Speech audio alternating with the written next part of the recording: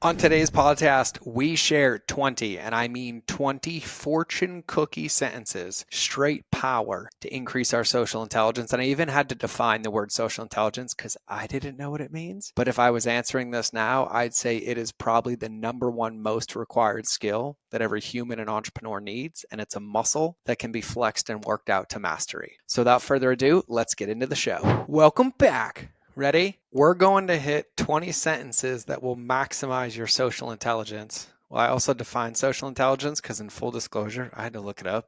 I thought I knew what it meant, and then I was like, I don't really know what that means. And I'm pretty raw right now as I navigate the life of entrepreneurship and life and conscious uncoupling as I'm squeezing one or two more podcasts in this studio that I built in the house in a day after I lost the office. And then I was like, oh, I have one.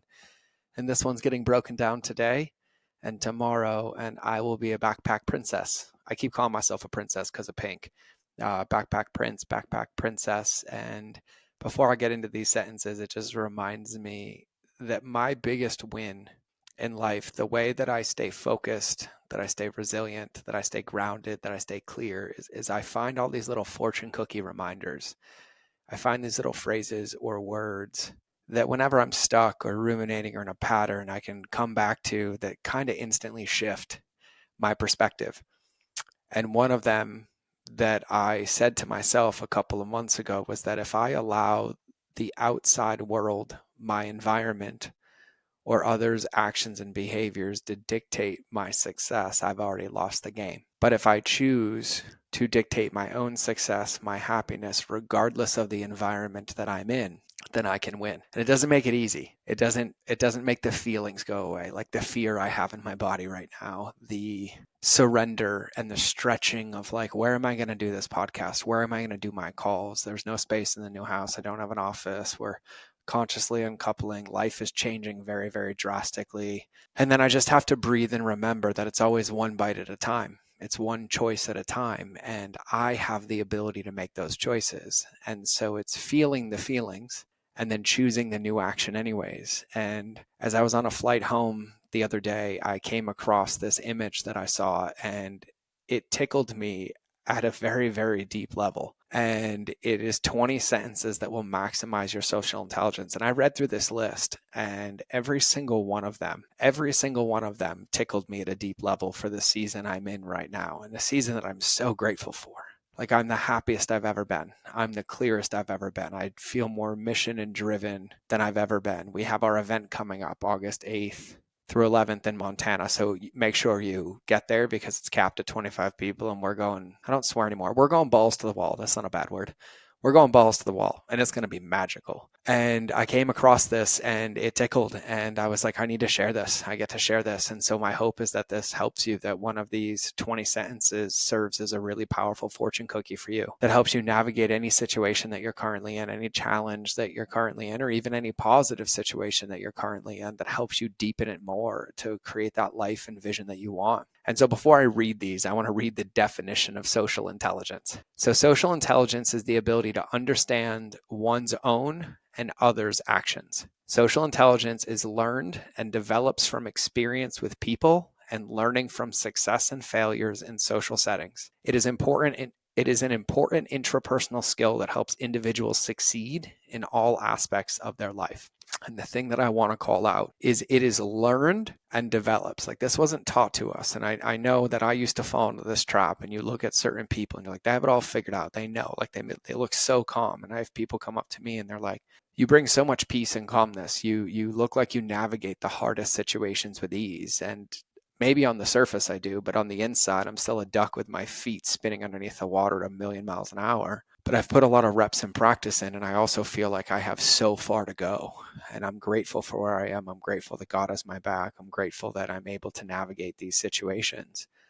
And I even shared in our alliance today how if in my current situation, like in this current moment, my life was happening like it is with the move and the no office and the conscious uncoupling with Lindsay, who we're incredible. She's my best friend. We want the same things and everything is amazing. There was a time not too long ago, 2 years ago, where it would have spiraled me out of control. I would have been hiding on the couch watching Netflix or YouTube for 6 to 7 hours a day, doing the bare minimum not taking care of my body, not taking care of my health, not sleeping. And now it feels like I navigate some of the hardest challenges in a matter of moments. And then the sense of humor is that the challenges have increased in resistance, and it really is the path of the game. And the better and better you get, the harder it is to grow and get to that next level. And so this is just very timely for me. And this podcast is probably more for me than it is you. But these land at a very deep level. And I think the most important part is practice. And a lot of people think I'm an extrovert. A lot of people think that I just love talking. And truth be told is if you see me behind the scenes, and my close friends know this, my partner knows this, the people in my life know this, that when you see me in a house and when you come to the event, you'll see this too, especially if you're at the house with us. When I'm not working, when I'm not helping, like I'm sitting there quiet, like just really, really quiet. Like I crave space and stillness, and the things that I do, the coaching, the speaking, the going to events and talking to every single person. There's a reason I'm drenched in sweat, because they're workouts for me. They're stretches for me. They really, really push me. And I've even told myself, well, that's my gym. If I want to be somebody who can coach people and help them build and scale their business and help them be in alignment and love them like family, I need to practice as many reps as possible. And when it comes to social intelligence, the more reps we put in, the more we practice, the better and better we get. And so I'm going to read you these 20 sentences because they're really, really good. And what I would say is write down 2 to 3 of them that really, really resonate with you, that tickle for you, and then put them into practice. Use them. Make them become who you are, right? My friend Garen Jones, who was on the podcast, who I love to pieces, one of the most incredible men ever, he said the biggest mistake people make is they read books to learn it instead of reading books to become it. And really, integration is the name of the game. And so when you pick these, pick them and then exercise them and utilize them until you become a byproduct of them, and then move on to the next one. So with all that being said, and spending, 7 minutes setting context, I will keep the rest of this brief for the Monday episode. And so let's get into the sentences. So here are the 20 sentences that will maximize your social intelligence. Sentence number 1, to solve an issue quickly, be soft on the person and hard on the problem. Whether it's your teammates, whether it's your friends, whether it's you with yourself and you're facing an issue, be nice to yourself and be hard on the problem. Take that energy, and I know I do this, where I'll self-loathe or self-deprecate. But if I take that same amount of energy and I attack the problem, my results will be better. Number 2, pretend that every person was sent to teach you something. Every phone call, every meeting, every person you meet. Be inquisitive and be curious that everyone was sent to teach you something. Number 3, pause when you're speaking and make eye contact, and that will equal confidence. Pause in speaking, add eye contact, and that will equal confidence. This is everywhere. Space and presence and being able to not fill that space is a superpower, but it's also a muscle. And it's a muscle that I love, and it's taught to me through men's work and a lot of incredible teachers I've had. But all too often we fall victim to filling space with shallow words instead of holding space and being present in the moment. Number 4, I love this one. Make people feel important with the SHR method. Seen, heard, and remembered. And this is a core thing that I teach in customer journey. And I'd actually never heard of the SHR method, that people, in order to feel safe, need to feel seen, heard, and respected. Remembered works too. Number 5, and this one's from Dale Carnegie. A person's favorite sound is their name. So remember it. This is big for me, and it's a muscle that I've had to flex and relearn from Jim Quick helping me, and my buddy Cosimo, who's just on the show, who's a brain guy. Because it makes us feel important, and we get lost in this transactional world. But when we take the time to know somebody's name, remember the name, or even go a step further and acknowledge when we see them that we forgot their name and apologize and we want to learn it again, it helps people feel acknowledged at a deep level. Number 6 is from Warren Buffett. Praise publicly, criticize privately. I've had to learn that lesson, and I've been on the receiving end of the inverse, and it does not feel good. Number 7. Yes, number 7 applies to team, relationships, yourself, anybody. Number 7 is to give feedback. First, make the other person feel you care about them. Number 8, Neil Strauss, incredible author. Unspoken expectations are premeditated resentments. Clear communication, radical honesty, deep alignment, and transparency are what give you solid ground to stand on and allow you to operate in any area of your life and business to get the results that you want. Number 9, speak in my love language. The best networking strategy is a helping others first strategy. You've heard me say this on this podcast. You've heard me recommend the book, The Go-Giver. You might have heard the episode where I had the author, Bob Burg, of The Go-Giver on the show. My belief is our job is to create our ideal customers, not find them. But our job is to be of service. That's what my Bible tells me. That's what the results in my life have told me.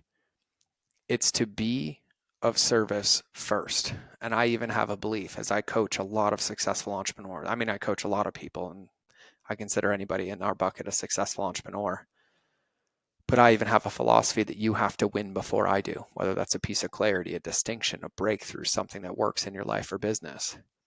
That's what makes us memorable. The best networking strategy is helping others first strategy. Number 10, loneliness is a silent pandemic. Assume people want to meet you. Number 1, I agree and believe with that, because loneliness happens on social media, in the end, the scroll and the clicks, the swipes, because it's lacking depth. And I also love the level of confidence required in operating under the assumption that everybody wants to meet us, instead of nobody wants to know me, nobody wants to connect with me, because our energy precedes us. Number 11, practice going first. For example, hi, I'm George. We have the ability to lead. Leadership is a muscle, but at some point, somebody has to go first. I love this. Practice going first. Number 12, build the habit of responding with yes and, because it advances their idea. And as somebody over here who's a student of personal development and NLP, this is a very, very powerful concept. And if you've ever read the book, The Catalyst, if you use anything other than yes and or no or I don't agree, it creates reactance and shuts down the other person. So build the habit of responding with yes and, because it advances their idea or the conversation. Number 13, ready? Avoid complaining or gossiping, because nobody likes to hear it. And yes, I know we live in a world where you would be convinced that the trauma, the pain, the gossip, and all of that stuff is what people thrive off of. And it's because they haven't felt the other way. And so our job is to not complain. Our job is to not gossip, because all that's doing is tuning our frequency and energy into the wrong bucket instead of gratitude and possibility. Number 14, storytelling is a superpower. Use a structure like setup, tension, and resolution. Use a structure like setup, tension, and resolution. I love that one, because we listen and learn in stories. That's why there's so many books and movies and songs. And that is the art of communication. Number 15, every dog has its day, because dogs are friendly. Every dog has his day, because dogs are friendly. There's a deep lesson in there. Every dog has its day, because dogs are friendly. I'm just going to let that one sit. Number 16, the quality of your relationships determines the quality of your life, from Esther Perel, who's incredible. I would expand on that to the quality of your relationship with yourself determines the quality of the relationships in your life, which will determine the quality of your life. Because we are not what we do, we are what we tolerate. And if we are mean to ourselves, if we don't hold our boundaries, if we don't self-love and self-respect, we will attract relationships that treat us the same way that we treat ourselves, instead of holding us to our potential or with love. Number 17, to discover blind spots, build an inner circle that will give you honest feedback. Remember earlier when I was talking about fortune cookies? I've reframed feedback to the tickle test. And this is why I love our alliance, which if you haven't joined or you haven't checked out, just go to mindofgeorge.com and click on alliance, or it's mindofgeorge.com/RBAA. But entrepreneurship and life in general, I think we're all professional athletes. And if I fail a pass, if I fumble the ball and somebody can see how I can do better, I want their feedback. I want them to hold me accountable to my potential and not believe my story. And this even happened with one of my dear friends on Facebook yesterday. And I love you, you know who you are. Sent me a message that she felt unseen and wasn't acknowledged the same way that I do. And it tickled, and I apologized and I owned it. And I said, well, on my side, this is what I thought and what I was feeling. And it led to a deepening of our relationship. And so you want to build an inner circle that sees you at your potential, but doesn't believe your story, because they're the ones that keep us on the road when we get doubts or fears or insecurities. Number 18. Took me a long time to learn this one. Normalize "I don't know anything about that yet" as a successful answer. I love those words. They are the most humbling words ever, because none of us can know everything. None of us will ever know everything. And the biggest way and the easiest way to win in this world is to be forever curious and forever inquisitive about how we can get better. And I think two of the most dangerous words that exist are "I know." And this isn't on the list, but it's one of the favorite quotes that a shaman said to me a very long time ago. And he said, "A student says I already know, and a master says thanks for the reminder." And so be curious, be excited. Number 19, record and study your speaking like an athlete watching game film. Speaking, storytelling, connecting, conversations, communication, it's a muscle. It's a workout. And the more we train it, the more we audit it, the more we look at it, the better we get at it, and the better we have the ability to influence and support people. And then number 20, batting up cleanup on the list, and I love this one from Roy Bennett, says great leaders create more leaders, not followers.